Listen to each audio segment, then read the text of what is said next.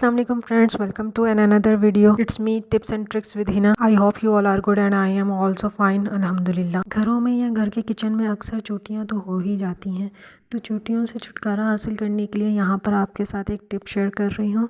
आपने थोड़ा सा आटा लेना है और उसके अंदर 1 टीस्पून ब्लैक पेपर ऐड कर देना है। और जहाँ कहीं भी चोटियाँ हो, ये इस तरह से दीवारों में अपने घर बना लेती हैं, तो वहाँ पर आप जहाँ इसका घर हो ना, वहाँ पर आपने थोड़ा सा आटा स्प्रिंकल कर देना है। जैसे ही आप थोड़ा सा आटा स्प्रिंकल करेंगे ना, तो विद इन अ सेकेंड ये ऐसी भागेंगी वहाँ से, बिल्कुल चली जाएंगी। आपको अपने घर में कोई चोटियाँ नज़र नहीं आएंगी। वैसे तो चोटियाँ खानों पर आती हैं, लेकिन ज़रूरी नहीं है, ये पौधे और दरख्त जहाँ हो वहाँ पर भी आती हैं। तो मेरे घर में पौधे और दरख्त बाहर बहुत ज़्यादा हैं, तो इस वजह से बहुत चोटियाँ आती हैं। और इसको आप अपने किचन में भी थोड़ा सा स्प्रिंकल कर दें, जहाँ जहाँ चोटियाँ वहाँ डाल दें। टिप नंबर 2 में 3-4 तरह के तरीके हैं जिनको आप अप्लाई कर सकते हैं। एक तो लौंग और तेज़पात को लेकर है, और दूसरा तरीका ये है कि आप नीम के पत्तों का भी इस्तेमाल कर सकते हैं इस टिप में, और कड़ी पत्ते का भी इस्तेमाल कर सकते हैं। तो रोटियां बनाने के लिए घरों में जो आटा आता है ना, उसमें अक्सर सुरसुरियाँ हो जाती हैं, अक्सर क्या ज़्यादातर हो ही जाती हैं, क्योंकि ये आटा मिलों से आता है। तो फिर एक बोरी से दूसरी बोरी में भी कीड़े ट्रांसफ़र हो जाते हैं, या फिर आटा बहुत पुराना हो तो भी हो जाते हैं। मेरे आटे में हालांकि सुरसुरियाँ नहीं थी, लेकिन ये हो ही जाती हैं बाद में। तो मैं आटा ट्रांसफ़र कर रही थी बाल्टी के अंदर, तो मैंने सोचा आपके साथ ये टिप शेयर करूं। तो थोड़ी सी लौंगे मैंने आटे के अंदर शामिल कर दी हैं। अब इसके अंदर ऊपर से आटा और मिक्स कर दें। आपके पास अगर नीम के पत्ते हैं तो नीम के पत्तों को पोटली में बांध कर वो डाल दें, अगर तेज़पात है तो वो ऐड कर दें। फिलहाल मेरे पास लौंग अवेलेबल थी तो मैंने वही डाल दी। जब आप आटा छानेंगे ना, तो ये इस तरह से आटे में छन जाएंगी। इसकी आपने टेंशन बिल्कुल नहीं लेनी है कि यह आपके खाने में आएंगी। जब आप आटा छानेंगे ना, तो लौंगे अलग हो जाएंगे, उसको आप दोबारा आटे के अंदर ऐड कर दें।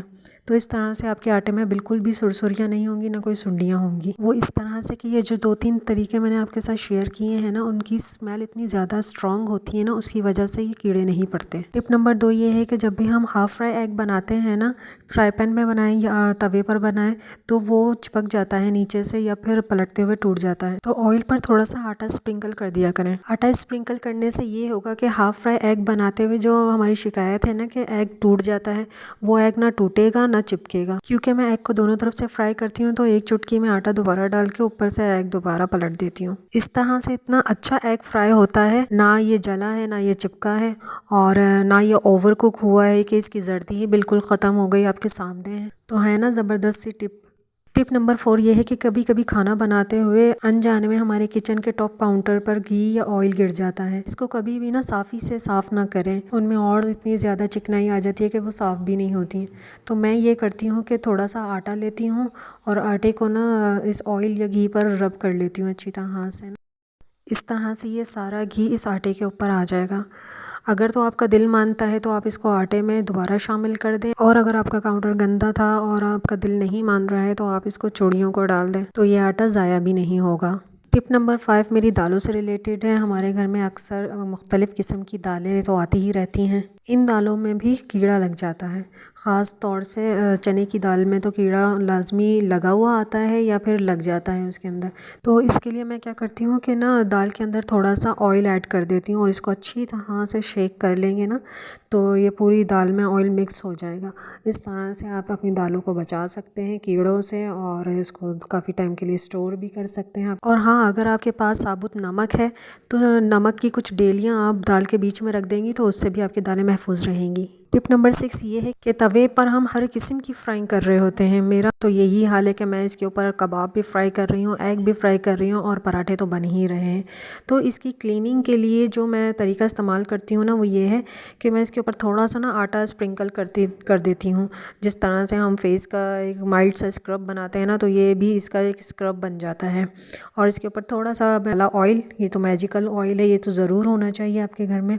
थोड़ा सा मैं काला ऑयल देती हूँ इसके ऊपर, और डिश वॉश डाल देती हूँ। ये सारा कुछ आपने गरम तवे पर ही करना है। इसको अच्छी तरह से इसको गरम तवे पर फैला दिया। और ये मेरे पास एक ठिकरी है, ये मैं तवे की क्लीनिंग के लिए ही मैंने अपने पास रखा हुआ है। कोई भी गमला टूटा हुआ होता है वहाँ से ले लें, या कोई मिट्टी का पॉट होता है वो टूटा हुआ हो, उसका टुकड़ा ले लें। इससे ना तवे की क्लीनिंग यानी कि जो मंजाई होती है ना, वो इतनी ज़बरदस्त होती है। और जो दूसरा काला ऑयल है वो तो मैजिक कर देगा। वो जो तवे के ऊपर जो एक लेयरिंग बन जाती है ना, पापड़ी सी जम जाती की, फ्राइंग की और हर चीज़ की, अगर वो तवे की हम प्रॉपर क्लीनिंग ना करते रहें डेली बेसिस पर, तो इस पर इस तरह से पानी डाल डाल कर मैंने इसकी ना पत्थर से अच्छी तरह से रगड़ाई कर ली। इस पर ना ज़्यादा मेहनत नहीं करने की ज़रूरत पड़ती इससे ना। और वैसे भी मेरा तवा इतना गंदा नहीं था, क्योंकि मैं डेली ही इसकी क्लीनिंग करती हूँ। जैसे रोज़ बर्तन धोती हूँ तो इस तरह से इसको भी धोती हूँ। तो आप ये देखेंगे कितना अच्छा ये साफ़ तवा हो गया है ना। इस पत्थर की नोक से मैंने ये सारे इसके जो तवे के राउंड साइड पे जो एजेस थे वो भी, और जो इसके पेचेस लगे हुए थे तवे पर, वहाँ पर ख़ास तौर से वहाँ पर तो बहुत ज़्यादा ना ये लेयर्स जम जाती हैं।